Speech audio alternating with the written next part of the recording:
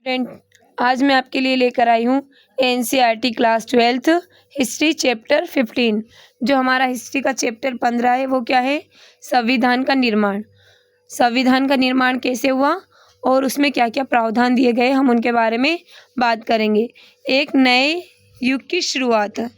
हम देखते भारतीय संविधान 26 जनवरी 1950 को अस्तित्व में आया और यह दुनिया का सबसे लंबा संविधान है। यदि हम अपने देश के आकार और विविधता पर ध्यान दें तो इसकी लंबाई व पेचीदगी की आसानी से समझ सकते हैं। स्वतंत्रता के समय भारत न केवल एक विशाल और विविधतापूर्ण बल्कि गहरे तौर पर बिखरा हुआ देश भी था। ऐसे में देश की एकजुटता और प्रगति के लिए एक विस्तृत गहन विचार विमर्श पर आधारित और सावधानीपूर्वक सूत्रबद्ध किया गया संविधान लाजमी था। हमारे संविधान ने अतीत वर्तमान के घाव पर मरहम लगाने और विभिन्न वर्गों, जातियों, समुदायों में बंटे भारतीयों को एक साझा राजनीतिक प्रयोगों में शामिल करने में मदद दी है। दूसरी ओर इस संविधान ने लंबे समय से चली आ रही ऊंच नीच और अधीनता की संस्कृति में लोकतांत्रिक संस्थानों को विकसित करने का भी प्रयास किया है। भारत के संविधान को 1946 से दिसंबर 1946 से लेकर के नवंबर 1949 के बीच में सूत्रबद्ध किया गया। इस दौरान संविधान सभा में इसके मसौदे एक एक भाग पर लंबी चर्चाएं चली। संविधान सभा दिसंबर 1949 में 3 साल तक चली बहस के बाद संविधान पर हस्ताक्षर किए गए। जैसा कि हम यहाँ पर चित्र में देख सकते हैं, संविधान पर हस्ताक्षर करते हुए हमको यहाँ पर दिखाया गया है।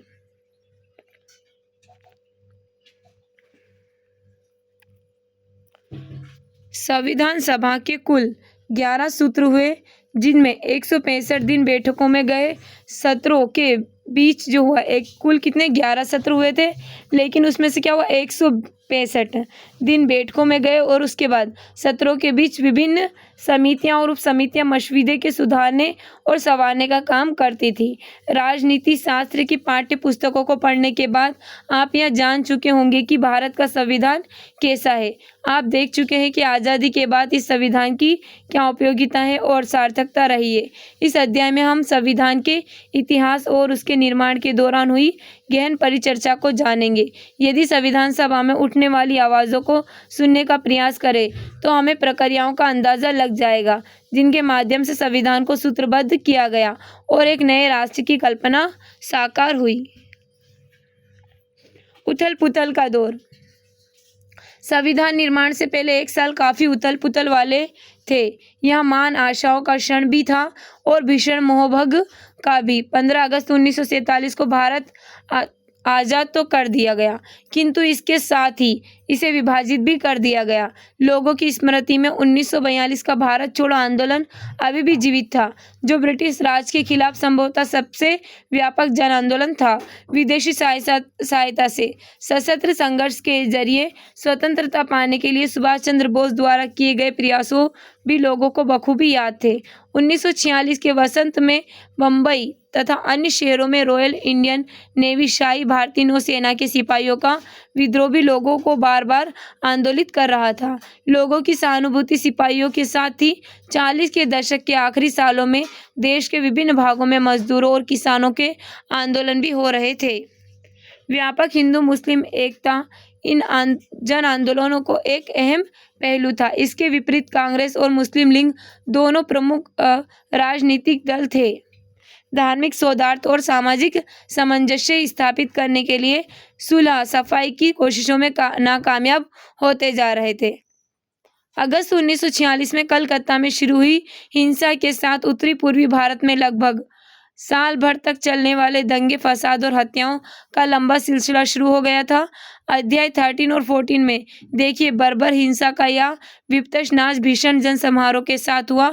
इसके साथ ही देश विभाजन की घोषणा हुई और असंख्य लोग एक जगह से दूसरी जगह जाने लगे। 15 अगस्त 1947 को स्वतंत्रता दिवस पर आनंद और उम्मीद का जो माहौल था वह उस समय के लोगों को कभी नहीं भूलेगा, लेकिन भारत के बहुत सारे मुसलमान पाकिस्तान में रहने वाले,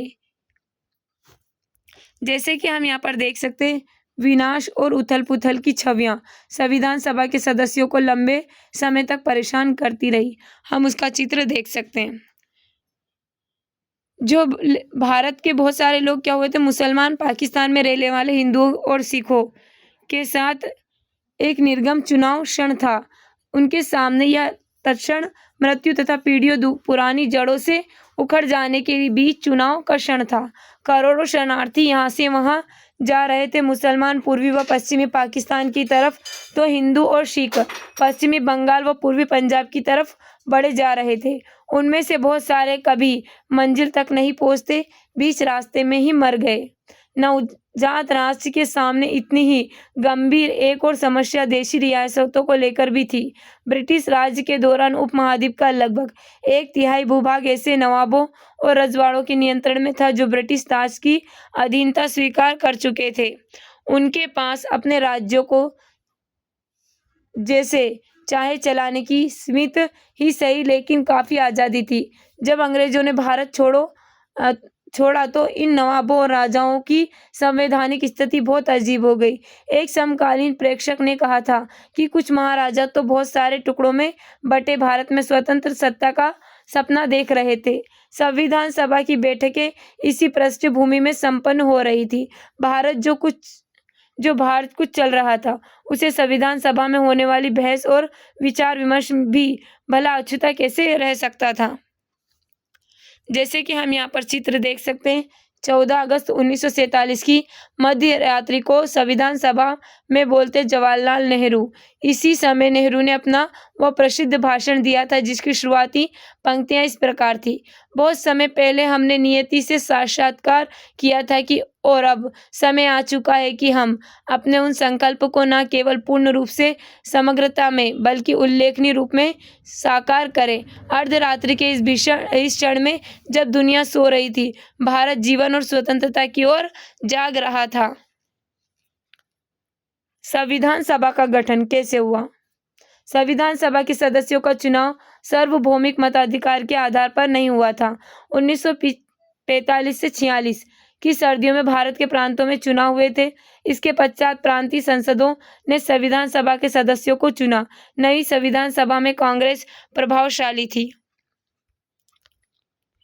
प्रांतीय चुनाव में कांग्रेस ने सामान्य चुनाव क्षेत्रों में भारी जीत प्राप्त की और मुस्लिम लीग को अधिकांश आरक्षित मुस्लिम सीटें मिल गई।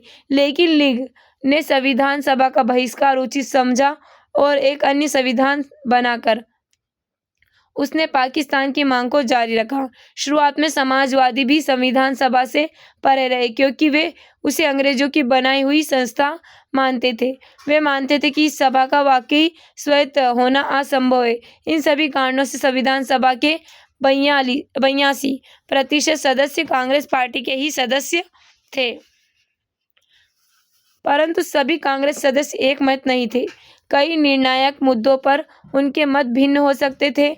कई कांग्रेसी समाजवाद से प्रेरित थे तो कई अन्य जमींदार के हिमायती थे। कुछ सांप्रदायिक दलों के करीब थे लेकिन कई पक्के धर्मनिरपेक्ष।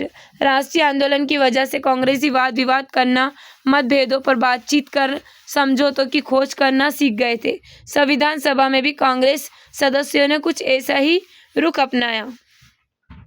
संविधान सभा में हुई चर्चाएं जनमत से भी प्रभावित होती थी। जब संविधान सभा में बहस होती थी तो विभिन्न पक्षों की दलीलें अखबारों में छपती थी और तमाम प्रस्ताव पर सार्वजनिक रूप से बहस चलती थी। इस तरह प्रेस में होने वाली इस आलोचना और जवाबी आलोचना से किसी मुद्दे पर बनने वाली सहमति या असहमति पर गहरा असर पड़ता था। सामूहिक सहभागिता बनाने के लिए जनता के सुझाव भी आमंत्रित किए गए थे। कई भाषाई अल्पसंख्यक अपनी मातृभाषा की रक्षा के लिए यहाँ पर संविधान सभा का अधिवेशन सरदार वल्लभ भाई पटेल दाएं से दूसरे स्थान पर बैठे, जैसे कि हम यहाँ पर देख सकते हैं।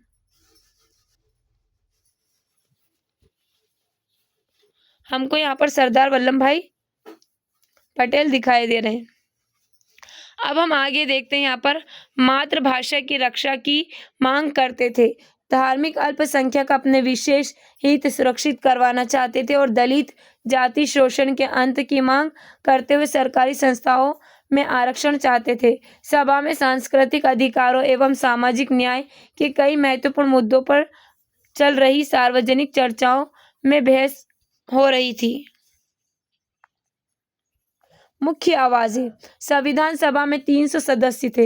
इनमें से 6 सदस्यों की भूमिका महत्वपूर्ण रही। इन 6 में से 3 जवाहरलाल नेहरू, वल्लभ भाई पटेल, राजेंद्र प्रसाद कांग्रेस के सदस्य थे। एक निर्णायक प्रस्ताव उद्देश्य प्रस्ताव को नेहरू ने पेश किया था। उन्होंने यह प्रस्ताव भी पेश किया था कि भारत का राष्ट्रीय ध्वज केसरिया, सफेद और गहरे हरे रंग की 3 बराबर चौड़ाई पट्टियों वाले का तिरंगा झंडा होगा, जिसके बीच गहरे नीले रंग का चक्र होगा। पटेल मुख्य रूप से पर्दे के पीछे कई महत्वपूर्ण काम कर रहे थे। उन्होंने कई रिपोर्टों के प्रारूप लिखने में खास मदद की और कई परस्पर विरोधी विचारों के बीच सहमति पैदा करने में महत्वपूर्ण भूमिका अदा की। राजेंद्र प्रसाद संविधान सभा के अध्यक्ष थे। सभा में चर्चा, रचनात्मक दिशा ले और सभी सदस्यों को अपनी बात कहने का मौका मिले, यह उनकी जिम्मेदारियां थी। कांग्रेस के इस त्रिगुट के अलावा प्रख्यात विवेकता और अर्थशास्त्री बी.आर. अम्बेडकर भी सभा के सबसे महत्वपूर्ण सदस्य में से एक थे। यद्यपि ब्रिटिश शासन के दौरान अम्बेडकर कांग्रेस के राजनीतिक विरोधी रहे थे, परंतु स्वतंत्रता के समय महात्मा गांधी की सलाह पर उन्हें केंद्रीय विधि मंत्री का पद संभालने का न्योता दिया गया था। इस भूमिका में उन्होंने संविधान की प्रारूप समिति के अध्यक्ष के रूप में काम किया। उनके साथ 2 अन्य वकील भी काम कर रहे थे। एक गुजरात के एम मुंशी थे और दूसरे मद्रास के अल्लादी कृष्णा स्वामी अय्यर। दोनों ने ही संविधान के प्रारूप पर महत्वपूर्ण सुझाव दिए। इन 6 सदस्यों को 2 प्रशासनिक अधिकारियों ने महत्वपूर्ण सहायता दी। इनमें से एक बी.एन. राव थे। वह भारत सरकार के संवैधानिक सलाहकार थे और उन्होंने अन्य देशों के राजनीतिक व्यवस्थाओं का गहन अध्ययन करके कई चर्चा पत्र तैयार किए थे। दूसरे अधिकारी M.N.S. मुखर्जी थे। इनकी भूमिका मुख्य योजनाकार की थी। मुखर्जी जटिल प्रस्तावों को स्पष्ट वैदिक भाषा में व्यक्त करने की क्षमता रखते थे। अम्बेडकर के पास सभा में संविधान के प्रारूप को पारित करवाने की जिम्मेदारी थी। इस काम में कुल मिलाकर 3 वर्ष लगे और इस दौरान हुई चर्चाओं की मुद्रित रिकॉर्ड 11 भारी भरकम खंडों में प्रकाशित हुए। यह लंबी मगर दिलचस्प प्रक्रिया थी। संविधान सभा के सदस्यों ने अपने विविध दृष्टिकोण बड़ी सफाई से पेश किए थे। उनकी प्रस्तुतियों में हम भारत के भविष्य से जुड़े कई मुद्दों पर परस्पर विरोधी विचार देख सकते हैं। देश के भावी स्वरूप पर, भारतीय भाषा और राष्ट्र को कौन सी राजनीतिक एवं आर्थिक व्यवस्थाएं अपनानी चाहिए, नागरिकों के नैतिक मूल्य कैसे होने चाहिए और कैसे नहीं, इन सभी प्रश्नों पर भी विचार विमर्श किया गया। जैसे कि हम देख सकते हैं चित्र 15.5 B R. Ambedkar Hindu code bill पर चर्चा का संचालन कर रहे थे। जैसा कि हम यहाँ पर चित्र में देख सकते हैं। संविधान की दृष्टि 13 सितंबर 1946 को जवाहरलाल नेहरू ने संविधान सभा के सामने उद्देश्य प्रस्ताव पेश किया। यह एक ऐतिहासिक प्रस्ताव था जिसमें स्वतंत्र भारत संविधान के मूल आदर्शों की रूपरेखा प्रस्तुत की गई थी और वो फ्रेमवर्क सुझाया गया था जिसके तहत संविधान का कार्य आगे बढ़ना था। इसमें भारत को एक स्वतंत्र संप्रभु गणराज्य घोषित किया गया था। नागरिकों को न्याय, समानता और स्वतंत्रता का आश्वासन दिया गया था और यह वचन दिया गया था कि अल्पसंख्यकों को, पिछड़े व जनजाति क्षेत्रों को, दलित व अन्य पिछड़े वर्गों के लिए पर्याप्त रक्षात्मक प्रावधान किए जाएंगे। इन उद्देश्यों को रेखांकित करते हुए नेहरू ने भारतीय प्रयोगों को एक व्यापक ऐतिहासिक संदर्भ में प्रस्तुत किया। इस अवसर पर बोलते हुए उन्होंने कहा कि उनकी नज़र बरबस अतीत में हुए ऐतिहासिक प्रयोगों की ओर जा रही है जिनमें अधिकारों के ऐसे दस्तावेज तैयार किए गए थे। हम सिर्फ नकल करने वाले नहीं हैं। 13 दिसंबर 1946 को अपने प्रसिद्ध भाषण में जवाहरलाल नेहरू ने यह कहा था, मेरे जहन में बार बार वे सारी संविधान सभाएं आ रही है जो पहले यह काम कर चुकी है। मुझे उस महान अमेरिकी राष्ट्र के निर्माण की प्रक्रिया का ख्याल आ रहा है जहां राष्ट्र निर्माताओं ने एक ऐसा संविधान रच दिया जो इतने सारे सालों, 1.5 सदी से भी ज़्यादा समय तक काल की कसौटी पर खरा उतरा है। उन्होंने एक महान राष्ट्र गढ़ा जो उसी संविधान पर आधारित है। इसके साथ ही मेरी नज़र उस महान शक्ति क्रांति की ओर जाती है जो 150 साल पहले एक अन्य स्थान पर हुई थी। मुझे उस संविधान सभा का विचार आता है जो स्वतंत्रता के लिए इतने सारे संघर्ष लड़ने वाले पेरिस के भव्य एवं खूबसूरत शहर में जुटी थी। उस संविधान सभा ने कितनी मुश्किलों का सामना किया था और किस तरह राजा व तमाम अन्य अधिकारी उसके रास्ते में रोड़ा बन रहे थे। इतिहास के ये सारे अध्याय बरबस मुझे याद आ रहे हैं। सदन इस बात को याद रखेगा कि जब इस तरह की मुश्किलें आई और जब उन संविधान सभाओं को के लिए एक कमरा तक नहीं दिया जा रहा था, तो उन्होंने टेनिस के खुले मैदान में सभा की थी और एक शपथ ली थी जिसे टेनिस कोर्ट की शपथ के नाम से जाना जाता है। उन्होंने राजाओं व अन्य ताकतों की रुकावटों के बावजूद अपनी बैठकें जारी रखी और तब तक वहां से नहीं हिले जब तक उन्होंने अपना काम पूरा नहीं कर लिया था। मुझे विश्वास है कि हम भी उसी शुद्ध भावना से यहाँ इकट्ठा हुए हैं और चाहे हमारी बैठक इस कक्ष में हो या कहीं और, चाहे खेतों में हो या बाजार में, हमारी बैठकें तब तक जारी रहेगी जब तक हम अपना काम पूरा नहीं कर लेंगे। इसके साथ ही मुझे हाल ही की एक क्रांति का विचार आता है जिसमें एक नए किस्म के राज्य का जन्म हुआ। यह रूस की क्रांति थी जिसने दुनिया के एक शक्तिशाली देश के रूप में सोवियत समाजवादी गणराज्य को जन्म दिया। आज यह देश दुनिया में अप्रतिम भूमिका निभा रहा है। यह न केवल दुनिया का ताकतवर देश है बल्कि हमारा पड़ोसी भी है। ये सारे महान प्रयोग हमारे सामने हैं। मैं उनकी सफलताओं से सीखना चाहता हूँ और उनकी विफलताओं से बचने का प्रयास करना है। हो सकता है हम उन्हीं विफलताओं से बचने में सफल ना हो पाए क्योंकि किसी भी इंसानी कोशिश में थोड़ी बहुत नाकामी की गुंजाइश तो रहती है, परंतु मुझे विश्वास है कि तमाम रुकावटों और कठिनाइयों के बावजूद हम आगे बढ़ेंगे, उस सपने को प्राप्त व साकार करके ही दम लेंगे जिसे हम इतने अरसे से अपने दिलों में संजोए हुए हैं। हमने एक स्वतंत्र संप्रभु गणराज्य की स्थापना का दृढ़ और पवित्र संकल्प लिया है। भारत का संपूर्ण संप्रभु होना नियत है, इसका स्वतंत्र और गणराज्य होना भी स्वाभाविक है। कुछ मित्रों ने सवाल उठाया, आपने यह लोकतांत्रिक शब्द क्यों नहीं रखा? मैंने उन्हें कहा कि निसंदेह यह सोचा जा सकता है कि कोई गणराज्य लोकतांत्रिक ना हो, परंतु हमारा पूरा इतिहास इस तथ्य का साक्षी है कि हम लोकतांत्रिक संस्थानों के ही पक्षधर हैं। स्वाभाविक है कि हमारा लक्ष्य लोकतंत्र है, लोकतंत्र से कम कुछ नहीं। यह लोकतंत्र कैसा होगा, उसकी शक्ल सूरत कैसी होगी, यह एक अलग मसला है। आज के लोकतंत्रों की दुनिया की प्रगति जबरदस्त भूमिका निभाई है और उनमें से बहुत सारे यूरोप तथा अन्य स्थानों के देश है, परंतु यह संदेहजनक हो सकता है कि अगर उन्हें पूरी तरह लोकतांत्रिक बने रहना है तो न जाने कब उन लोकतंत्रों को अपनी शक्ल सूरत थोड़ी बहुत बदलनी पड़ती। मैं आशा करता हूं कि किसी कथित लोकतांत्रिक देश की एक खास लोकतांत्रिक प्रणाली या किसी संस्थान विशेष की हम सिर्फ नकल करने वाले नहीं हैं। हो सकता है कि हम उससे बेहतर कुछ रच दें। बहरहाल किसी भी सूरत में हम यहाँ जैसी चाहे सरकार बनाए वह हमारे लोगों के स्वभाव के अनुरूप उनको स्वीकार कर जरूर होगी। हम लोकतंत्र के हक में हैं या इस सदन को तय करना है कि इस लोकतंत्र पूर्णतम लोकतंत्र का स्वरूप कैसा होगा। सदन इस बात को देख सकता है कि यद्यपि इस प्रस्ताव में हमने लोकतांत्रिक शब्द का इस्तेमाल नहीं किया है क्योंकि हमें लगा कि यह स्वाभाविक ही है कि गणराज्य शब्द में यह शब्द पहले ही निहित होता है, इसलिए हम अनावश्यक और अनुपयोगी शब्दों का प्रयोग नहीं करना चाहते थे। हमने शब्दों के उपयोग मात्र से कहीं ज़्यादा ध्यान दिया है। हमने इस प्रस्ताव में लोकतंत्र की अंतर्वस्तु प्रस्तुत की है, बल्कि लोकतंत्र की ही नहीं आर्थिक लोकतंत्र की अंतर्वस्तु प्रस्तुत की है। अन्य सदस्यों को इस बात पर आपत्ति हो सकती है कि इस प्रस्ताव में हमने भारत को एक समाजवादी राज्य बनने का उल्लेख क्यों नहीं किया है। यह मेरा केवल इतना ही कहना है कि मैं समाजवाद का समर्थक हूँ और मुझे आशा है कि एक दिन भारत भी समाजवाद के पक्ष में होगा और वही भारत का एक समाजवादी राज्य की स्थापना के मार्ग पर चलेगा। मुझे पूरा विश्वास है कि एक दिन पूरी दुनिया को इसी मार्ग पर चलना होगा। संविधान सभा में बहस हो रही थी खंड 1 में, जैसे कि हम यहाँ पर देख सकते हैं टेनिस कोर्ट की शपथ को हम यहाँ पर देख सकते हैं। आगे देखते हैं नेहरू के भाषण। स्रोत 1 की सावधानी से पड़ताल की जानी चाहिए। उसमें क्या कहा जा रहा है। नेहरू के अतीत प्रेम से क्या पता चलता है? संविधान की दृष्टि को निर्धारित करने वाले विचारों के उद्गम के बारे में वह क्या कह रहे हैं?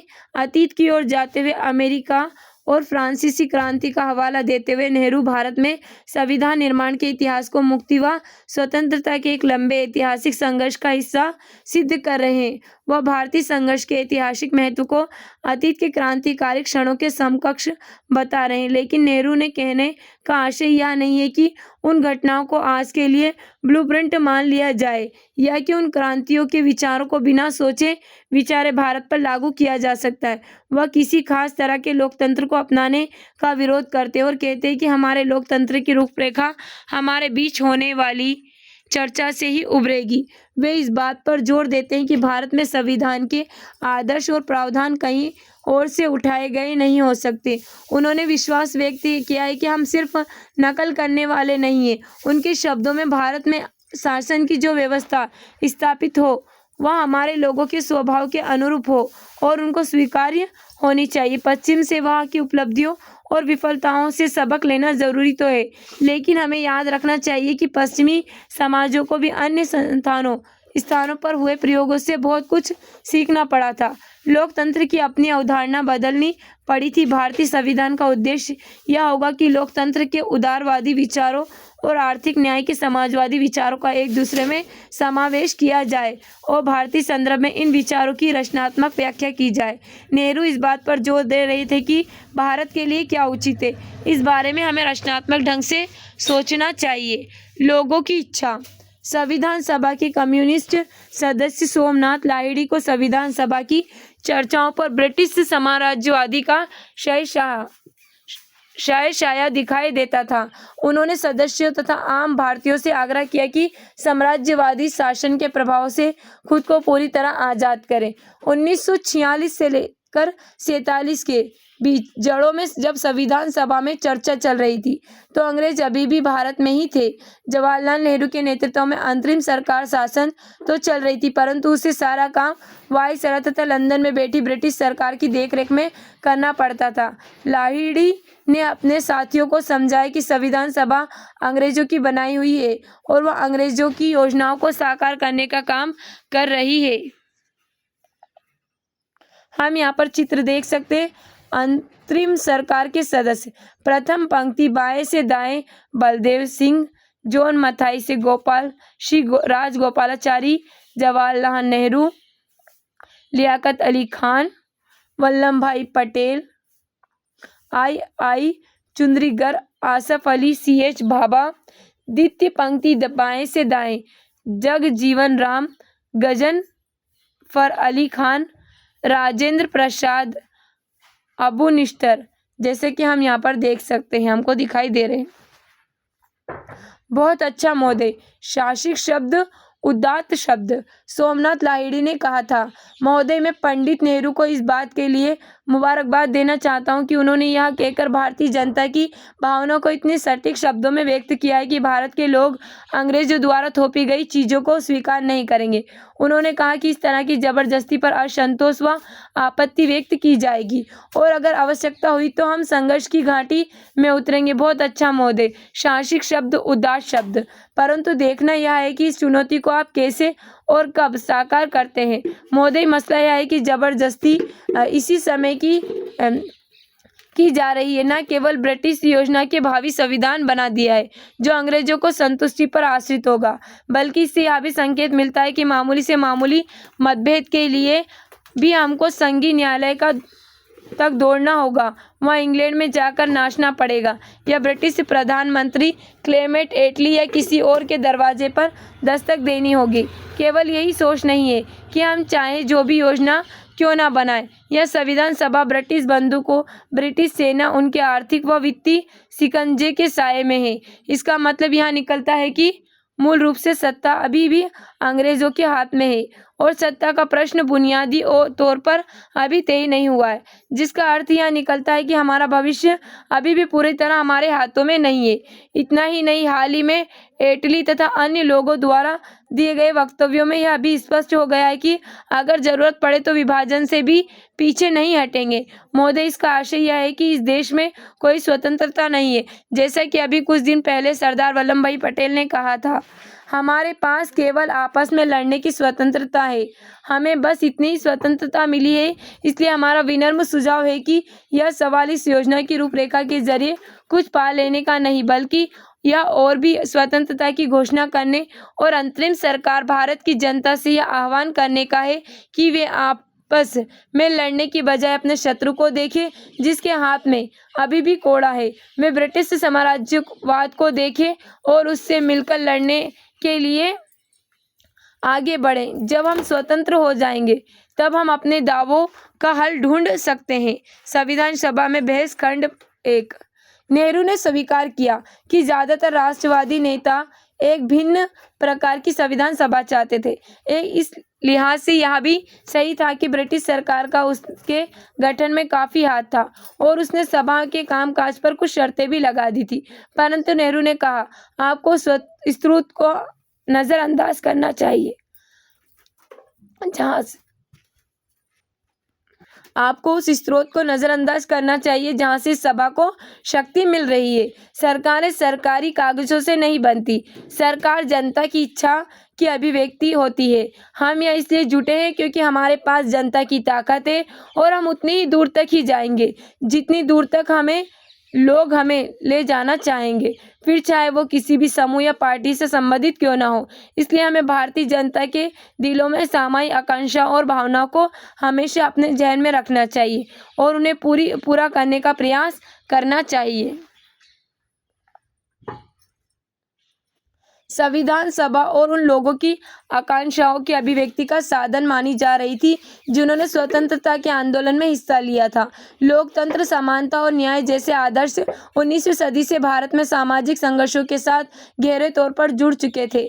जब 19वीं शताब्दी में समाज सुधारकों ने बाल विवाह का विरोध किया और विधवा विवाह का समर्थन किया तो सामाजिक न्याय का ही अलग जगा रहे थे। जब विवेकानंद ने हिंदू धर्म में सुधार के लिए मुहिम चलाई तो वह धर्मों और ज्यादा न्याय संगत बनने का ही प्रयास कर रहे थे। जब महाराष्ट्र में ज्योतिबा फुले ने दलित जातियों की पीड़ा का सवाल उठाया तो कम्युनिस्टों और सोशलिस्टों ने मजदूरों और किसानों को एकजुट किया तो वे भी आर्थिक और सामाजिक न्याय के लिए ही जूझ रहे थे।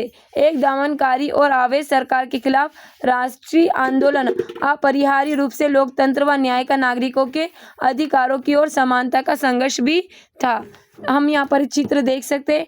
एडविन मोंटेग्यू बाय ने ही 1919 के मोंटेग्यू चेम्सफोर्ड सुधारों की रूपरेखा तैयार की थी, जिनके जरिए प्रांतीय विधायकों में भी सीमित प्रतिनिधित्व की व्यवस्था लागू हुई थी, जैसा कि हम यहाँ पर चित्र में देख सकते हैं। जैसे जैसे प्रतिनिधित्व की मांग बढ़ी, अंग्रेजों को चरणबद्ध ढंग से संवैधानिक सुधार करने पड़े। प्रांतीय सरकारों में भारतीयों की हिस्सेदारी बढ़ने के लिए कई कानून, जो भारतीयों की हिस्सेदारी थी वो बढ़ाने के लिए कई कानून लागू किए गए, जैसे कि 1919, 1909 और 1935 पारित किए गए। 1919 में कार्यपालिका को आंशिक रूप से प्रांतीय विधायिका के प्रति उत्तरदायी बनाया गया और 1935 में गवर्नमेंट ऑफ इंडिया एक्ट के अंतर्गत उसे लगभग पूरी तरह विधायिकी के प्रति उत्तरदायी बना दिया गया। जब गवर्नमेंट ऑफ इंडिया एक्ट के तहत 1937 में चुनाव हुए तो 11 में से 8 प्रांतों में कांग्रेस की सरकार बनी। इसके बावजूद हम पहले के संवैधानिक बदलाव तथा 1946 से अगले 3 साल के दौरान घटी घटनाओं को स्वाभाविक रूप से एक ही प्रक्रिया का हिस्सा नहीं मान सकते। इससे पहले कि संवैधानिक प्रयोग एक प्रतिनिध्यात्मक सरकार के लिए लगातार बढ़ती मांग के जवाब में थे, जबकि विभिन्न कानून 1919, 1909 और 1935 को पारित करने की प्रक्रिया में भारतीयों को कोई प्रत्यक्ष हिस्सेदारी नहीं थी। उन्हें औपनिवेशिक सरकार ने ही लागू किया था। प्रांतीय निकायों को चुनाव करने वाले निर्वाचन मंडल का दायरा समय के साथ फैलता जा रहा था, लेकिन 1935 में भी यह अधिकार वयस्क आबादी के 10 से 15% हिस्से तक ही सीमित था। जब तक सार्वभौमिक सामूहिक वयस्क मताधिकार की व्यवस्था नहीं थी। 1935 के कानून के तहत निर्वाचित विधायिकाओं औपनिवेशिक शासन के ढांचे में काम कर रही थी और अंग्रेजों द्वारा नियुक्त गवर्नर के प्रति उत्तरदायी थी। 13 दिसंबर 1946 को नेहरू जिस कल्पना की बात कर रहे थे वह एक स्वतंत्र संप्रभु भारतीय गणराज्य के संविधान की कल्पना थी। अधिकारों का निर्धारण। नागरिकों के अधिकार किस तरह निर्धारित किए जाएं?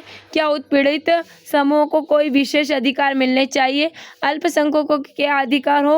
वास्तव में अल्पसंख्यक किसे कहा जाए? जैसे जैसे संविधान सभा के पटल पर बहस आगे बढ़ी, यह साफ हो गया कि इनमें से किसी भी सवाल का कोई ऐसा उत्तर मौजूद नहीं है जिस पर पूरी सभा सहमत हो। इन सवालों के जवाब विचारों में टकराव और व्यक्तिगत मुठभेदों से ही पैदा होने थे।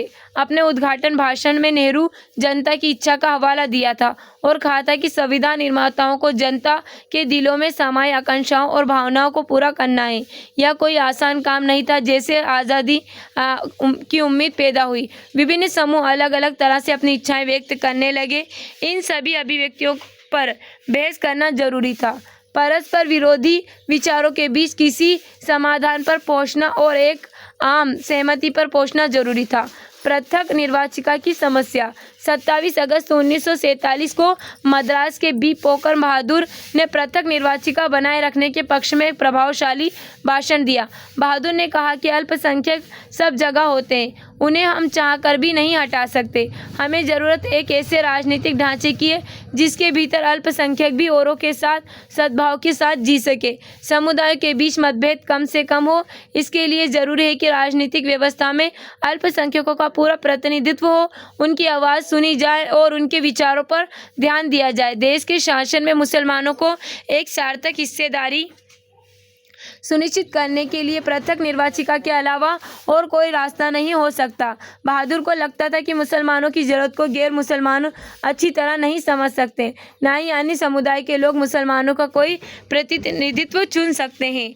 पृथक निर्वाचिका की हिमायत में दिए गए इस बयान में ज़्यादातर राष्ट्रवादी भड़क गए। इसके बाद जो गर्मा गर्म बहस चली उसी में इस मांग के खिलाफ तरह तरह के तर्क दिए गए। ज़्यादातर राष्ट्रवादियों को लग रहा था कि पृथक निर्वाचिका की व्यवस्था लोगों को बांटने के लिए अंग्रेजों की चाल थी। आर.वी. धुलेकर ने बहादुर को संबोधित करते हुए कहा था कि अंग्रेजों ने संरक्षण के नाम पर अपना खेल खेला। इसकी आड़ में उन्होंने अपने अल्पसंख्यकों को फुसला लिया। अब इस आदत को छोड़ दो, अब कोई तुम्हें बहकाने वाला नहीं है। विभाजन के कारण तो राष्ट्रवादी नेता पृथक निर्वाचिका के प्रस्ताव पर और भड़कने लगे थे। उन्हें निरंतर गृह युद्ध, दंगों और हिंसा की आशंका दिखाई देती थी। सरदार पटेल ने कहा कि पृथक निर्वाचिका एक ऐसा विषय जो हमारे देश की पूरी राजनीतिक में समा चुका है। उनकी राय में यह एक ऐसी मांग थी जिसने एक समुदाय को दूसरे समुदाय से बढ़ा दिया, राष्ट्र के टुकड़े कर दिए, रक्तपात को जन्म दिया और देश के विभाजन का कारण बनी। पटेल ने कहा कि क्या तुम इस देश में शांति चाहते हो? अगर चाहते हो तो इसे पृथक निर्वाचिका को फौरन छोड़ दो। 1946 के जाड़ों में भारतीय नेता एटली के साथ वार्ता करने लंदन गए। इन वार्ताओं का कोई नतीजा नहीं निकला। बाएं से दाएं लियाकत अली, मोहम्मद अली जिन्ना, बलदेव सिंह यहाँ हमको दिखाए गए हैं। अब हम देखते हैं, अंग्रेज तो चले गए मगर जाते जाते शरारत का बीज बो गए। सरदार वल्लभ भाई पटेल ने कहा था, यह दोहराने का कोई मतलब नहीं है कि हम पृथक निर्वाचिका की मांग इसलिए कर रहे हैं क्योंकि हमारे लिए यही अच्छा है। यह बात हम बहुत समय से सुन रहे हैं कि हम सालों से यहाँ सुन रहे हैं कि इसी आंदोलन के कारण अब हम एक विभाजित राष्ट्र है। क्या आप मुझे एक भी स्वतंत्र देश दिखा सकते हैं जहाँ पृथक निर्वाचिका हो? अगर आप मुझे दिखा दे तो मैं आपकी बात मान लूँगा, लेकिन अगर इस अभागे देश में विभाजन के बाद भी पृथक निर्वाचिका की व्यवस्था बनाए रखी गई तो यहाँ जीने का कोई मतलब नहीं होगा। इसलिए मैं कहता हूँ कि यह सिर्फ मेरे भले की बात नहीं है बल्कि आपका भला ही इसी में है कि हम अतीत को भूल जाएं। एक दिन हम एकजुट हो सकते हैं। अंग्रेज तो चले गए मगर जाते जाते शरारत का बीज बो गए। हम इस शरारत को और बढ़ाना नहीं चाहते। सुनिए सुनिए, जब अंग्रेजों ने यह विचार पेश किया था कि उन्होंने यह उम्मीद नहीं की थी कि उन्हें इतनी जल्दी यहाँ से भागना पड़ेगा। उन्होंने तो अपने शासन की सुविधा के लिए यहाँ किया था खैर कोई बात नहीं, मगर अब वे अपनी विरासत पीछे छोड़ गए हैं। अब हम इससे बाहर निकलेंगे या नहीं? संविधान सभा में बहस। खंड 5।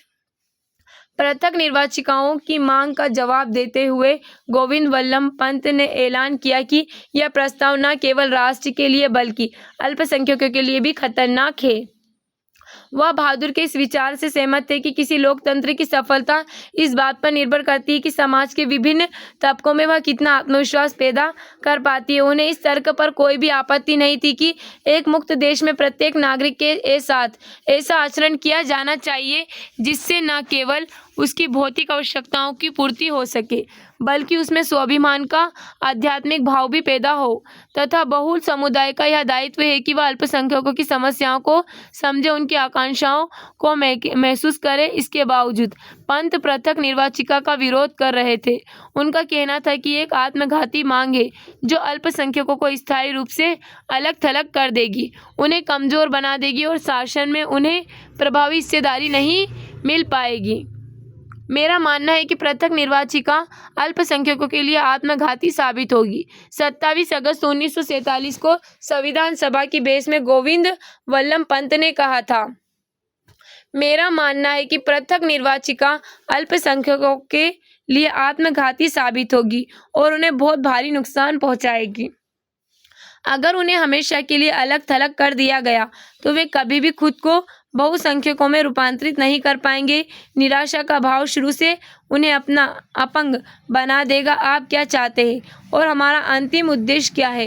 क्या अल्पसंख्यक हमेशा अल्पसंख्यकों के रूप में ही रहना चाहते हैं या वे एक दिन एक महान राष्ट्र का अभिन्न अंग बनने और उसकी नियति को निर्धारित करने व नियंत्रित करने का सपना देखते हैं? मेरा विचार है कि अगर उन्हें शेष समुदाय से अलग रखा जाता है और ऐसे हवाबंद कमरे में काट कर रखा जाता है जहां उन्हें हवा के लिए औरों पर निर्भर रहना पड़ेगा, तो यह उनके लिए भयानक रूप से खतरनाक होगा। अगर अल्पसंख्यक पृथक निर्वाचिकाओं से भी जीत कर आते रहे तो कभी प्रभावी योगदान नहीं दे पाएंगे। इन सारी दलीलों के पीछे एक एकीकृत राज्य के निर्माण की चिंता काम कर रही थी। राजनीतिक एकता और राष्ट्र की स्थापना करने के लिए प्रत्येक व्यक्ति को राज्य के नागरिक के सांचे में ढालना था। हर समूह को राष्ट्र के भीतर समाहित किया जाना था। संविधान नागरिकों को अधिकार देगा, परंतु नागरिकों को भी राज्य के प्रति अपनी निष्ठा का वचन लेना होगा। समुदायों का सांस्कृतिक इकाइयों के रूप में मान्यता दी जा सकती थी और उन्हें सांस्कृतिक अधिकारों का आश्वासन दिया जा सकता था, मगर राजनीतिक रूप से सभी समुदाय के सदस्यों को राज्य के सामान्य सदस्यों के रूप में काम करना था, अन्यथा उनकी निष्ठाएं विभाजित होती। पंत ने कहा, हमारे भीतर यह आत्मघाती और अपमानजनक आदत बनी हुई है कि हम कभी नागरिकों के रूप में नहीं सोचते बल्कि समुदाय के रूप में ही सोच पाते हैं। हमें याद रखना चाहिए कि महत्व केवल नागरिक का होता है, सामाजिक पिरामिड के आधार पर भी, और उसकी चोटी भी नागरिक ही होती है। जब सामुदायिक अधिकारों का महत्व रेखांकित किया जा रहा था उस समय भी बहुत सारे राष्ट्रवादियों में यह भय सिर उठाने लगा था कि इससे निष्ठाएं खंडित होगी और एक शक्तिशाली राष्ट्र व शक्तिशाली राज्य की स्थापना नहीं हो पाएगी। सारे मुसलमान भी पृथक निर्वाचिका की मांग के समर्थन में नहीं थे। उदाहरण के लिए बेगम एजाज रसूल को लगता था कि पृथक निर्वाचिका आत्मघाती साबित होगी क्योंकि इससे अल्पसंख्यक बहुसंख्यकों से कट जाएंगे। 1949 तक संविधान सभा के ज्यादातर सदस्य इस बात पर सहमत हो गए थे कि पृथक निर्वाचिका का प्रस्ताव अल्पसंख्यकों के हितों के खिलाफ जाता है। इसकी बजाय मुसलमानों को लोकतांत्रिक प्रक्रिया में सक्रिय भूमिका निभानी चाहिए ताकि राजनीतिक व्यवस्था में उनको एक निर्णायक आवाज मिल सके। हम यहाँ पर देखते हैं, खंडित निष्ठा के लिए कोई जगह नहीं। गोविंद वल्लभ पंत ने कहा कि निष्ठावान नागरिक बनने के लिए लोगों को समुदाय और खुद को बीच में रखकर सोचने की आदत छोड़नी होगी। लोकतंत्र की सफलता के लिए व्यक्ति को आत्मानुशासन की कला का प्रशिक्षण लेना होगा। लोकतंत्र में व्यक्ति को अपने लिए कम और औरों के लिए ज़्यादा फिक्र करनी चाहिए। यह खंडित निष्ठा के लिए कोई जगह नहीं, सारी निष्ठाएं केवल राज्य पर केंद्रित होनी चाहिए। यदि किसी लोकतंत्र में आप प्रतिस्पर्धी निष्ठाएं रख देते हैं या ऐसी व्यवस्था खड़ी कर देते हैं जिसमें कोई व्यक्ति या समूह अपने अपव्यय अंकुश लगाने की बजाय बृहत्तर या अन्य हितों की जरा भी परवाह नहीं करता, तो ऐसे लोकतंत्र का डूबना निश्चित है। केवल इस प्रस्ताव से काम चलने वाला नहीं है। उद्देश्य प्रस्ताव का स्वागत करते हुए किसान आंदोलन के नेता और समाजवादी विचारक एन.जी. रंगा ने आह्वान किया कि अल्पसंख्यक शब्द की व्याख्या आर्थिक स्तर पर की जानी चाहिए। रंगा की नज़र में असली अल्पसंख्यक गरीब तबके, दबे कुचले लोग थे। उन्होंने इस बात का स्वागत किया कि संविधान प्रत्येक व्यक्ति को कानूनी अधिकार दिए जा रहे हैं, मगर उन्होंने इसकी सीमाओं को भी चिन्हित किया। उन्होंने कहा कि जब तक संविधान समस्त अधिकारों को लागू करने का प्रभावी इंतजाम नहीं किया जाएगा, तब तक गरीबों के लिए इस बात का कोई मतलब नहीं है कि अब उनके पास जीने का पूर्ण रोजगार का अधिकार आ गया है, या अब वे सभा कर सकते हैं, सम्मेलन कर सकते, संगठन बना सकते और उनके पास अन्य नागरिक स्वतंत्रताएं हैं। यह जरूरी था कि ऐसी परिस्थितियां बनाई जाए जहां संविधान द्वारा दिए गए अधिकारों का जनता प्रभावी ढंग से प्रयोग कर सके। रंगा ने कहा कि उन्हें सहारों की जरूरत है, उन्हें एक सीढ़ी चाहिए। जी नहीं, असली अल्पसंख्यक इस देश की जनता है। जवाहरलाल नेहरू द्वारा प्रस्तुत किए गए उद्देश्य प्रस्ताव का स्वागत करते हुए एन.जी. रंगा ने कहा था, महोदय, अल्पसंख्यकों के बारे में बहुत बातें हो रही है। असली अल्पसंख्यक कौन है? तथाकथित पाकिस्तानी प्रांतों में रहने वाले हिंदू, सिख और यहाँ तक कि मुसलमान भी अल्पसंख्यक नहीं है। जी नहीं, असली अल्पसंख्यक तो इस देश की जनता है। यह जनता इतनी दबी कुचली और इतनी उत्पीड़ित है कि अभी तक साधारण नागरिक के अधिकारों का लाभ भी नहीं उठा पा रही है।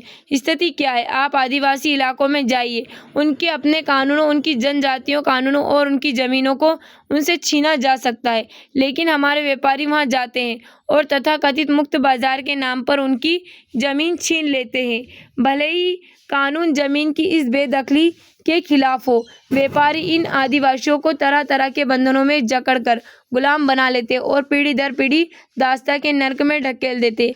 आइए अब आप आम गांव वालों को देख लेते हैं। वह सूदखोर पैसा लेकर जाता है और गांव वालों को अपनी जेब में डाल लेता है। वह जमींदार है और माल गुजार व अन्य लोग हैं जो इन गरीब देहातियों का शोषण करते हैं। इन लोगों में मूलभूत शिक्षा तक नहीं है। असली अल्पसंख्यक यही लोग हैं जिन्हें सुरक्षा आश्वासन मिलना चाहिए। उन्हें आवश्यक सुरक्षा प्रदान करने के लिए केवल इस प्रस्ताव पर काम चलाने वाला नहीं है। रंगा ने आम जनता और संविधान सभा में उसके प्रतिनिधित्व का दावा करने वालों के बीच मौजूद विशाल खाई की ओर भी ध्यान आकर्षित कराया। उन्होंने पूछा, हम किसका प्रतिनिधित्व कर रहे हैं? अपने देश की आम जनता का, और इसके बावजूद हम में से ज्यादातर लोग उस जनता का हिस्सा नहीं है। हम उनके हैं, उनके लिए काम करना चाहते हैं, लेकिन जनता खुद संविधान सभा तक नहीं पहुंच पा रही है।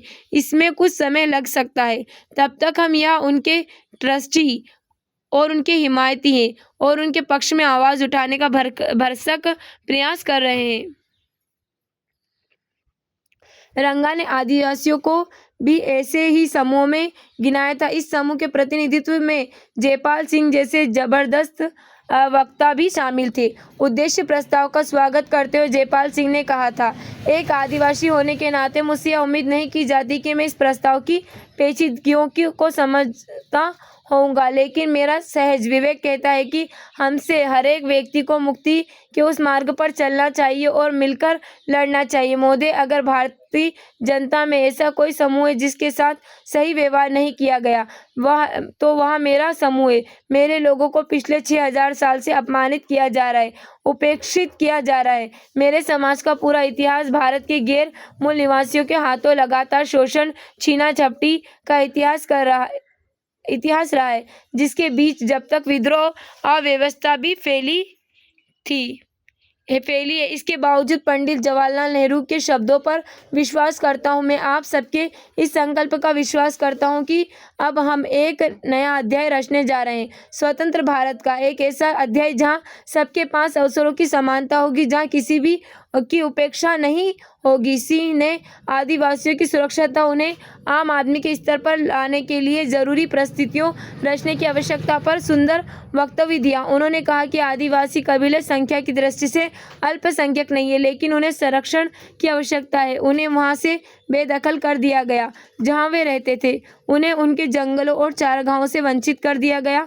उन्हें नए घरों की तलाश में भागने के लिए मजबूर कर दिया गया और उन्हें आदिम पिछड़ा मानते हुए शेष समाज उन्हें हिकारत की नज़र से देखता है। जयपाल ने आदिवासियों और शेष समाज के बीच मौजूद भावनात्मक और भौतिक फासले को खत्म करने के लिए बड़ा जज्बाती बयान दिया। हमारा कहना है कि हम आपको हमारे साथ घुलना मिलना चाहिए, हम आपके साथ मेल जोल चाहते हैं। जयपाल सिंह पृथक निर्वाचिका के हक में नहीं थे, लेकिन उनको यह भी लगता था कि विधायकी में आदिवासियों को प्रतिनिधित्व प्रदान करने के लिए सीटों के आरक्षण की व्यवस्था जरूरी है। उन्होंने कहा कि इस तरह औरों को आदिवासियों की आवाज़ सुनने और उनके पास आने के लिए मजबूर किया जा सकेगा। हमें हजारों साल तक दबाया गया। संविधान में दमित जातियों के अधिकारों को किस तरह परिभाषित किया जाए। राष्ट्रीय आंदोलन के दौरान अम्बेडकर ने दमित जातियों के लिए पृथक निर्वाचिकाओं की मांग की थी, जिसका महात्मा गांधी ने यह कहते हुए विरोध किया था कि ऐसा करने से ये समुदाय स्थायी रूप से शेष समाज से कट जाएंगे। संविधान सभा इस विवाद को कैसे हल कर सकती थी? दमित जातियों को किस तरह की सुरक्षा दी जा सकती थी?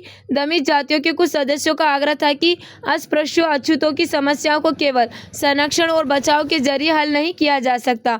उनकी अपंगता के पीछे जाति विभाजित समाज के सामाजिक कायदे कानून और नैतिक मूल्यों मान्यताओं का हाथ है। समाज ने उनकी सेवाओं और श्रम का इस्तेमाल किया है, परंतु उन्हें सामाजिक तौर पर खुद से दूर रखा है। अन्य जातियों के लोग उनके साथ घुलने मिलने से कतराते हैं, उनके साथ खाना नहीं खाते और उन्हें मंदिरों में नहीं जाने दिया जाता। मद्रास के सदस्य जे नागप्पा ने कहा था, हम सदा कष्ट उठाते रहे, पर हम अब और कष्ट उठाने को तैयार नहीं है। हमें अपनी जिम्मेदारियों का एहसास हो गया, हमें मालूम है कि अपनी बात कैसे मनवानी है। नगम्पा ने कहा था कि संख्या की दृष्टि से हरिजन अल्पसंख्यक नहीं है। आबादी में उनका हिस्सा 20 से 25% है। उनकी पीड़ा का कारण यह है कि उन्हें बाकायदा समाज व राजनीति के हाशिए पर रखा गया है। उसका कारण उनकी संख्यात्मक महत्वहीनता नहीं है। उनके पास ना तो शिक्षा तक पहुंचती और ना ही शासन हिस्सेदारी। स्वर्ण बहुमत वाली संविधान सभा को संबोधित करते हुए मध्य प्रांत के श्री के.जे. खंडेक्टर ने कहा था, हमें हजारों साल तक दबाया गया, इस हद तक दबाया गया कि हमारे दिमाग हमारी देह काम करने नहीं करती और अब हमारा हृदय भी भाव शून्य हो चुका है, ना ही हम आगे बढ़ने के लायक रह गए।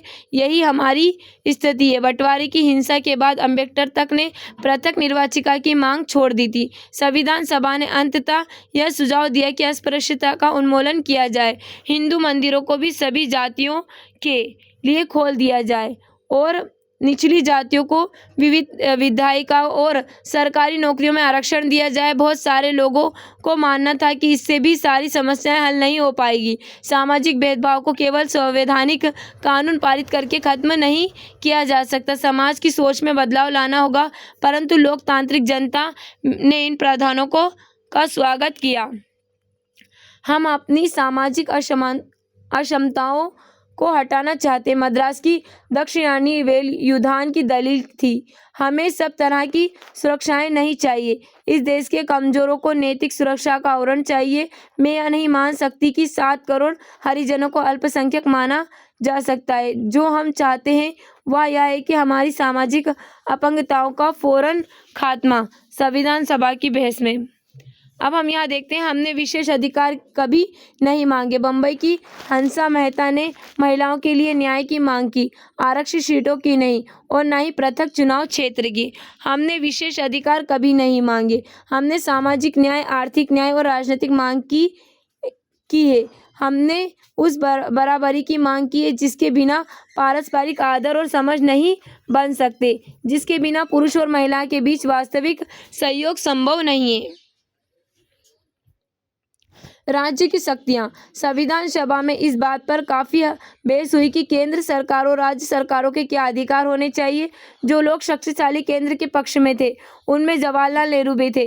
संविधान सभा के अध्यक्ष के नाम लिखे पत्र में उन्होंने कहा था कि अब जबकि विभाजन एक हकीकत बन चुका है, एक दुर्बल केंद्रीय शासन की व्यवस्था देश के लिए हानिकारक होगी, क्योंकि ऐसा केंद्र शांति स्थापित करने में, आम सरकारों के बीच समन्वय स्थापित करने में और अंतर्राष्ट्रीय स्तर पर पूरे देश के लिए आवाज उठाने में सक्षम नहीं होगा। संविधान के मसौदे में विषयों की 3 सूचियां बनाई गई थी: केंद्रीय सूची, राज्य सूची और समवर्ती सूची। पहली सूची के विषय केवल केंद्र सरकार के अधीन होने थे, जबकि दूसरी सूची के विषय केवल राज्य सरकारों के अंतर्गत आते थे। तीसरी सूची के विषय केंद्र और राज्यों के दोनों की साझा जिम्मेदारी थी, परंतु अन्य जनसंघों की तुलना में बहुत ज्यादा विषयों को केवल केंद्रीय नियंत्रण में रखा गया था। समवर्ती सूची में भी प्रांतों की इच्छाओं की उपेक्षा करते हुए बहुत ज्यादा विषय रखे गए। खनिज पदार्थों तथा प्रमुख उद्योगों पर भी केंद्र सरकार को ही नियंत्रण दिया गया। अनुच्छेद 356 में गवर्नर की सिफारिश पर केंद्र सरकार को राज्य सरकार के सारे अधिकार अपने हाथ में लेने का अधिकार दिया गया। संविधान में राजकोषीय संघवाद की भी एक जटिल व्यवस्था बनाई गई। कुछ करों जैसे सीमा शुल्क, कंपनी कर से होने वाली सारी आय केंद्र सरकार के पास रखी गई। कुछ अन्य मामलों में जैसे आयकर, आबकारी शुल्क में होने वाली आय राज्यों और केंद्र सरकारों के बीच बांट दी गई तथा अन्य मामलों से होने वाली आय जैसे राज्य स्तरीय शुल्क पूरी तरह राज्यों को सौंप दी गई। राज्य सरकारों को अपने स्तर पर भी कुछ अधिभार और कर वसूलने का अधिकार दिया गया। उदाहरण के लिए वे जमीन और संपत्ति कर, बिक्री कर तथा बोतलबंद शराब पर अलग से कर वसूल सकते हैं। केंद्र बिखर जाएगा। राज्यों के अधिकारों की सबसे शक्तिशाली हिमायत मद्रास के सदस्य के संतनम ने पेश की। उन्होंने कहा कि केवल राज्यों को बल्कि केंद्र को मजबूत बनाने के लिए शक्तियों का पुनर्वितरण जरूरी है। यह दलील एक जीत सी बन गई है कि तमाम शक्तिशालियों को केंद्र को सौंप देने से वह मजबूत हो जाएगा। संतनम ने कहा कि यह गलतफहमी, अगर केंद्र के पास जरूरत से ज्यादा जिम्मेदारियां होगी तो वह प्रभावी ढंग से काम नहीं कर पाएगा। उसके कुछ दायित्व में भी काम करने से और होने वाले राज्यों को सौंप देने से केंद्र ज्यादा मजबूत हो सकता है। जहां तक राज्यों का सवाल है, संतनम का मानना था कि शक्तियों का मौजूदा वितरण उनको पंगु बना देगा, राजकोषीय प्रावधानों प्रांतों को खोखला कर देगा, क्योंकि भू राजस्व के अलावा ज्यादातर कर केंद्र सरकार के अधिकार में दे दिए गए हैं। यदि पैसा ही नहीं होगा तो राज्यों में विकास परियोजनाएं कैसे चलेगी। मैं ऐसा संविधान नहीं चाहता जिसमें इकाई को आकार केंद्र से यह कहना पड़े कि मैं अपने लोगों की शिक्षा की व्यवस्था नहीं कर सकता, मैं उन्हें साफ सफाई नहीं दे सकता, मुझे सड़कों में सुधार, उद्योगों की स्थापना के लिए खैरात दे दीजिए। बेहतर होगा कि हम संघीय व्यवस्था को पूरी तरह खत्म कर दें और एकल व्यवस्था, यूनिटरी सिस्टम स्थापित कर दे। संतनम ने कहा कि अगर पर्याप्त जांच पड़ताल किए बिना शक्तियों का प्रस्तावित वितरण लागू किया गया तो हमारा भविष्य अंधकार में पड़ जाएगा। उन्होंने कहा कि कुछ ही सालों में सारे प्रांत केंद्र के विरुद्ध उठ खड़े होंगे। प्रांतों के बहुत सारे दूसरे सदस्य भी इसी तरह की आशंकाओं से परेशान थे। उन्होंने इस बात के लिए जमकर जोर लगाया कि समवर्ती सूची और केंद्रीय सूची में कम से कम विषयों को रखा जाए। उड़ीसा के एक सदस्य ने यहाँ तक की चेतावनी दी डाली कि संविधान में शक्तियों के बेहिसाब केंद्रीकरण के कारण केंद्र बिखर जाएगा। बेहतर देशभक्त कौन है? मैसूर के सर ए रामास्वामी मुदलियार ने 21 अगस्त 1947 के बहस में कहा था, शक्तिशाली केंद्र की हिमायत के बहाने दिल को यह तसल्ली देने का कोई फायदा नहीं है कि हम ज्यादा बड़े देशभक्त हैं, और जो इन संसाधनों पर कड़ी नजर रखना चाहते हैं उनके भीतर राष्ट्रीय भावना या देशभक्ति का अभाव है। अब हम जानेंगे आज हमें एक शक्तिशाली सरकार की आवश्यकता क्यों है। प्रांतों के लिए अधिक शक्तियों की मांग से सभा में तीखी प्रतिक्रियाएं आने लगी। शक्तिशाली केंद्र की जरूरत को असंख्य अवसरों पर रेखांकित किया जा चुका था। अम्बेडकर ने घोषणा की थी कि वह एक शक्तिशाली और एकीकृत केंद्र चाहते हैं। सुनिए 1945 के गवर्नमेंट एक्ट में हमने जो केंद्र बनाया था उससे भी ज्यादा शक्तिशाली केंद्र सड़कों पर हो रही जिस हिंसा के कारण देश टुकड़े टुकड़े हो रहा था उसका हवाला देते हुए बहुत सारे सदस्यों ने बार बार यह कहा कि केंद्र की शक्तियों में भारी इजाफा होना चाहिए ताकि वह सांप्रदायिक हिंसा को रोक सके। प्रांतों के लिए अधिक शक्तियों की मांग का जवाब देते हुए गोपाल स्वामी अय्यर ने जोर देकर कहा, केंद्र ज्यादा से ज्यादा मजबूत होना चाहिए। संयुक्त प्रांत के एक सदस्य बालकृष्ण शर्मा ने विस्तार से इस बात पर प्रकाश डाला कि एक शक्तिशाली केंद्र का होना जरूरी है ताकि वह देश के हित में योजना बना सके, उपलब्ध आर्थिक संसाधनों को जुटा सके, एक उचित शासन व्यवस्था स्थापित कर सके और देश को विदेशी आक्रमण से बचा सके। विभाजन से पहले कांग्रेस ने प्रांतों को काफी स्वायत्तता देने पर अपनी सहमति व्यक्त की थी। कुछ हद तक यह मुस्लिम लीग को इस बात का भरोसा दिलाने की कोशिश की थी कि जिन प्रांतों में लीग सरकार बनी है वहाँ दखल अंदाजी नहीं की जाएगी। बंटवारे को देखने के बाद ज़्यादातर राष्ट्रवादियों की राय बदल चुकी थी। उनका कहना था कि अब एक विकेंद्रीकृत संरचना के लिए पहले जैसे राजनीतिक दबाव नहीं बचे। औपनिवेशिक शासन द्वारा थोपी गई एकल व्यवस्था पहले से ही मौजूद थी। उस जमाने में हुई घटनाओं से केंद्रीयता वाद को बढ़ावा मिला, जिसे हम अफरा तफरी में अंकुश लगाने तथा देश का आर्थिक विकास की योजना बनाने के लिए और भी जरूरी माना जाने लगा। इस प्रकार संविधान में भारतीय संघ के घटक राज्यों के अधिकारों की तुलना में केंद्र सरकारों की ओर से स्पष्ट झुकाव दिखाई देता है।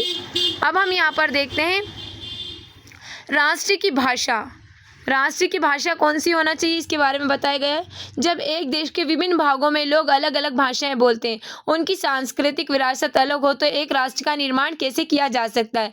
कैसे लोग एक दूसरे की बात सुन सकते हैं या एक दूसरे से जुड़ सकते हैं जबकि एक दूसरे की भाषा भी नहीं समझते? संविधान सभा में भाषा के मुद्दे पर कई महीनों तक बहस हुई और कई बार काफी तनातनी पैदा हुई। 30 के दशक में तक कांग्रेस ने यह मान लिया था कि हिंदुस्तानी को राष्ट्रीय भाषा का दर्जा दिया जाए। महात्मा गांधी का मानना था कि हर एक को एक ऐसी भाषा बोलनी चाहिए जिसे लोग आसानी से समझ सके। हिंदी और उर्दू के मेल से बनी हिंदुस्तानी भारतीय जनता के बहुत बड़े हिस्से की भाषा थी और यह विविध संस्कृतियों के आदान प्रदान से समृद्ध हुई एक साझी भाषा थी, जिसे समय समय पर बीता बहुत तरह के स्रोतों से नए नए शब्द और अर्थ इसमें समाते गए और उसे विभिन्न क्षेत्रों के बारे बहुत सारे लोग समझने लगे। महात्मा गांधी को लगता था कि बहुसांस्कृतिक भाषा विविध समुदाय के बीच संचार की आदर्श भाषा हो सकती है। वह हिंदू और मुसलमानों को उत्तर और दक्षिण के लोगों को एकजुट कर सकती है। लेकिन 19वीं सदी के आखिरी से एक भाषा के रूप में हिंदुस्तानी धीरे धीरे बदलती रही थी। जैसे जैसे सांप्रदायिक टकराव घेरे होते जा रहे थे, हिंदी और उर्दू एक दूसरे से दूर जा रही थी। एक तरफ तो फारसी और अरबी के मूल सारे शब्दों को हटाकर हिंदी को संस्कृत निष्ठ बनाने की कोशिश की जा रही थी। दूसरी तरफ उर्दू लगातार फारसी के नजदीक होती जा रही थी। नतीजा यह हुआ कि भाषा भी धार्मिक पहचान की राजनीति का हिस्सा बन गई।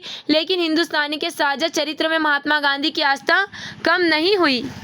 अब हम यहाँ पर देखते हैं राष्ट्रीय भाषा की क्या विशेषताएं होनी चाहिए। अपनी मृत्यु से कुछ माह पहले महात्मा गांधी ने भाषा के प्रश्न पर अपने विचार दोहराते हुए कहा था, यह हिंदुस्तानी ना तो संस्कृत निष्ठ हिंदी होना चाहिए और ना ही फारसी निष्ठ उर्दू, या दोनों का सुदूर मिश्रण होना चाहिए। उसे विभिन्न क्षेत्रीय भाषाओं से शब्द खुलकर उधार लेने चाहिए। विदेशी भाषाओं के ऐसे शब्द लेने में कोई हर्ज नहीं है जो हमारी राष्ट्रीय भाषा में अच्छी तरह और आसानी से घुल मिल सकते। इस प्रकार हमारी राष्ट्रीय भाषा समृद्ध और शक्तिशाली भाषा होनी चाहिए जो मानवीय विचारों और भावनाओं को पूरे समुच्चय को अभिव्यक्त दे सके।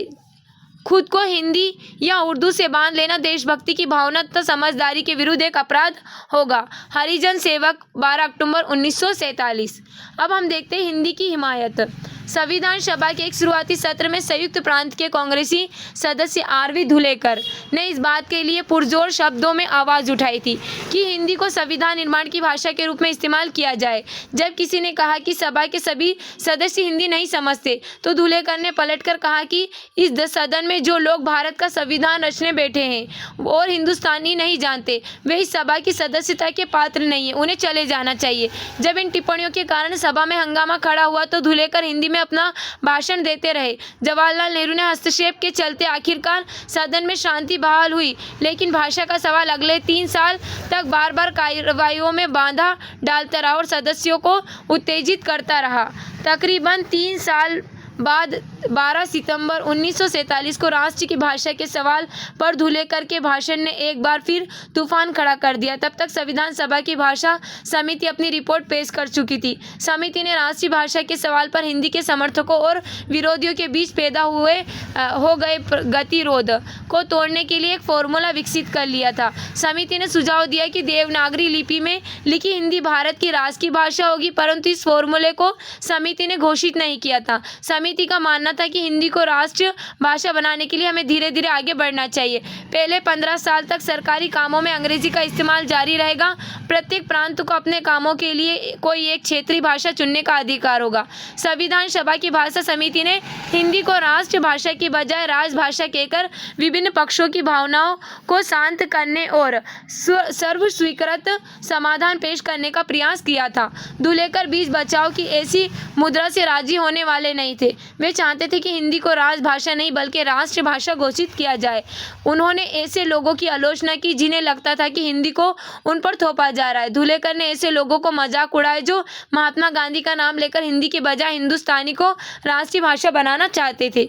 महोदय, इस बात पर मेरे से ज़्यादा हर्ष किसी और को नहीं होगा कि हिंदी को देश की राजभाषा घोषित कर दिया गया है। कुछ लोग कहते हैं कि यह हिंदी को एक रियायत दी गई है। मैं कहता हूँ बिल्कुल नहीं, यह एक ऐतिहासिक प्रक्रिया की परिणति है।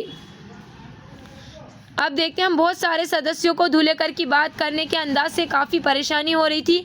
अनेक भाषण के दौरान संविधान सभा के अध्यक्ष ने कई बार उन्हें टोककर कहा कि इस तरह बात करके मेरे विचार में आप अपनी बात को आगे नहीं बढ़ा पाएंगे, लेकिन धुलेकर ने अपने ही अंदाज में बात जारी रखी। वर्चस्व का भय। धुलेकर के बोलने के बाद मद्रास की सदस्य श्रीमती जी दुर्गाबाई ने इस पर चर्चा की, अपनी चिंता व्यक्त करते हुए। अध्यक्ष महोदय, अभी हाल तक भारत की राष्ट्रीय भाषा का जो सवाल लगभग सहमति तक पहुंच गया था, अचानक बेहद विवादास्पद मुद्दा बन गया है। चाहे यही सही हुआ हो या गलत, गैर हिंदी भाषा इलाकों के लोगों को यह एहसास कराया जा रहा है कि यह झगड़ा या हिंदी भाषा इलाकों का यह रवैया असल में इस राष्ट्र की साझा संस्कृति पर भारत के अन्य शक्तिशाली भाषाओं के स्वाभाविक प्रभाव को रोकने की लड़ाई है। श्रीमती दुर्गाबाई ने सदन को बताया कि दक्षिण में हिंदी का विरोध बहुत ज़्यादा है। विरोधियों का मानना है कि संभवतः सही है कि हिंदी के लिए हो रहा है यह प्रचार प्रांतीय भाषाओं की जड़ें खोदने का प्रयास है। इसके बावजूद बहुत सारे अन्य सदस्यों के साथ साथ उन्होंने भी महात्मा गांधी के आह्वान का पालन किया और दक्षिण में हिंदी का प्रचार जारी रखा। विरोध का सामना न किया, हिंदी के स्कूल खोले और कक्षाएं चलाई। अब इसका सबका क्या नतीजा निकलता है? दुर्गाबाई ने पूछा। सदी के शुरुआती सालों में हमने जिस उत्साह से हिंदी को अपनाया था, मैं उसके विरुद्ध ये आक्रामकता देखकर सकते में हूँ। दुर्गाबाई हिंदुस्तानी को जनता की भाषा स्वीकार कर चुकी थी, मगर अब उस भाषा को बदला जा रहा था। उर्दू तथा अन्य क्षेत्रीय भाषाओं के शब्दों को उससे निकाला जा रहा था। उनका मानना था कि हिंदुस्तानी के समावेश और साझा स्वरूप को कमजोर करने वाले किसी भी कदम से विभिन्न भाषाई समूह के बीच बेचैनी और भय पैदा होना निश्चित है। जैसे जैसे चर्चा तीखी होती गई, बहुत सारे सदस्यों ने परस्पर संयोजन व सम्मान की भावना का आह्वान किया। बम्बई के एक सदस्य श्री शंकर राव दे ने कहा कि कांग्रेसी तथा महात्मा गांधी का अनुयायी होने के नाते हिंदुस्तानी को राष्ट्रीय की भाषा के रूप में स्वीकार कर चुके हैं, परंतु उन्होंने चेतावनी देते हुए कहा, अगर आप हिंदी के लिए दिल से समर्थन चाहते हैं तो आपको ऐसा कोई कदम नहीं उठाना चाहिए जिससे मेरे भीतर संदेह पैदा हो और मेरी आशंकाओं को बल मिले। मद्रास के श्री टी.ए. रामलिंगम चेटियार ने इस बात पर जोर दिया कि जो कुछ भी किया जाए एहतियात के साथ किया जाए। यदि आक्रामक होकर काम किया गया तो हिंदी का कोई भला नहीं हो पाएगा। चाहे लोगों के भय निराधार हो, उनको शांत किया जाना चाहिए, वरना लोगों में गहरी कड़वाहट रह जाएगी। उन्होंने कहा, जब हम साथ रहना चाहते हैं और एकीकृत राष्ट्र की स्थापना करना चाहते हैं तो परस्पर समायोजन होना ही चाहिए और लोगों पर चीज़ें थोपने का सवाल नहीं उठाना चाहिए। निष्कर्ष। भारतीय संविधान गहन विवादों और परिचर्चाओं से गुजरते हुए बना। उसके कई प्रावधान लेन देन की प्रक्रिया के जरिए बनाए गए थे। उन पर सहमति तब बन पाई जब सदस्यों ने दो विरोधी विचारों के बीच की जमीन तैयार कर ली, परंतु संविधान के एक केंद्रीय अभिलक्षण पर काफ़ी हद तक सहमति थी। यह सहमति प्रत्येक वयस्क भारतीय को मताधिकार देने पर थी। इसके पीछे एक खास किस्म का भरोसा था जिसके पूर्व उदाहरण अन्य देश के इतिहास में नहीं थे। दूसरे दूसरे लोकतंत्रों में पूर्ण अवयस्क मताधिकार धीरे धीरे कई चरणों से गुजरते हुए लोगों को मिला। संयुक्त राज्य अमेरिका, यूनाइटेड किंगडम जैसे देशों में शुरू में मताधिकार केवल संपत्ति रखने वाले पुरुषों को ही दिया गया, फिर पढ़े लिखे पुरुषों को इस विशेष वर्ग में शामिल किया गया। लंबे व कटु संघर्षों के बाद श्रमिक और किसान वर्ग के पुरुषों को मताधिकार मिल पाया। ऐसा अधिकार पाने के लिए महिलाओं को और भी लंबा संघर्ष करना पड़ा। हमारे संविधान का दूसरा महत्वपूर्ण अभिलक्षण था धर्मनिरपेक्षता पर बल। संविधान की प्रस्तावना में धर्मनिरपेक्षता के गुण तो नहीं गाए गए थे, परंतु संविधान समाज को चलाने के लिए भारतीय संदर्भों में उसके मुख्य अभिलक्षणों का जिक्र आदर्श रूप में किया गया था। ऐसा मूल अधिकारों की श्रृंखला को रचने के जरिए किया गया, विशेषकर धार्मिक स्वतंत्रता अनुच्छेद 25 से 28, सांस्कृतिक व शिक्षक अधिकार अनुच्छेद 29 से 30 एवं समानता के अधिकार अनुच्छेद 14, 16, 17। राज्य ने सभी धर्मों के प्रति समान व्यवहार की गारंटी दी और उन्हें हितैषी संस्थाएं बनाए रखने का अधिकार भी दिया।